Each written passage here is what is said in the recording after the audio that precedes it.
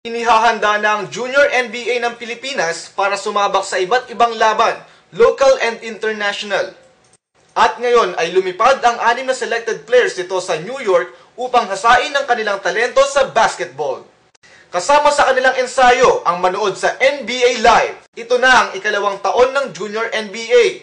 At talagang piling-pili ang mga Cagers na nakakapasok dito. The top 6 players out of the top 40 in the Philippines. There were 20 from Cebu and 20 from Manila. They chose 6 of the best players from both groups, from both cities. And they're going to represent, again, the Philippines. Buong suporta naman ang ibinigay ng Hi-Smart Multivitamins. Hi-Smart, we believe, is a premium product. Just like NBA, it's a premium brand. The right multivitamins for kids who would like to grow taller and become smarter. Because they're going to grow up healthy and strong.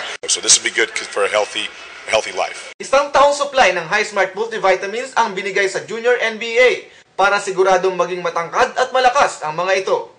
Ramty para sa Sports Update.